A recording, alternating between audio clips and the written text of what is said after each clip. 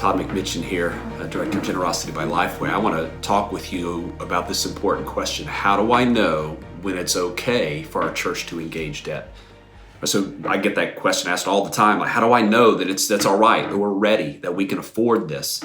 And so I know some of you are cringing even at the thought of engaging church debt, because I understand, like, we'd all love to be debt-free. But sometimes that's just not the opportunity today, but we certainly need to plan for it to be an opportunity in our growth pattern. And I'll talk with you about that during this process. So I've seen a lot of churches engage debt unnecessarily. I was in the capital campaign business for 15 years.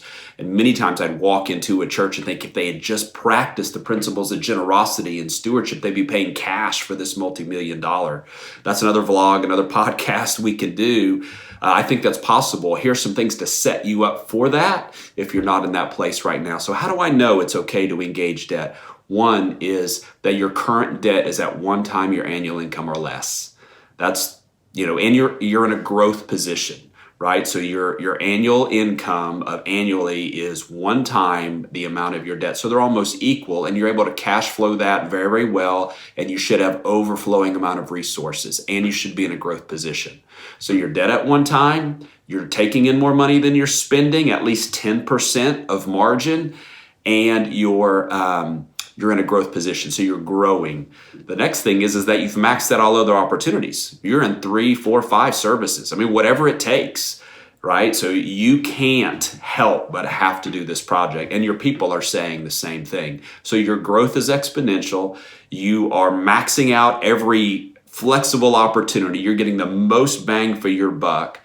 Next, you have probably 3 to 4 times of cash, 3 to 4 times your annual income in cash reserves. So if something was to happen, a couple of bad weather days, and you lose revenue, you're not in trouble, you're prepared. Next, you have some cash set aside to fund all upfront expenses related to that project. So it costs hundreds of thousands of dollars. I was even a part of a capital project that cost $1 million to get us to the point of being able to break ground. Like, you have to have all of that money up front. And so make sure you have those funds. And then the last thing is that you're not going to fund the debt with above and beyond dollars.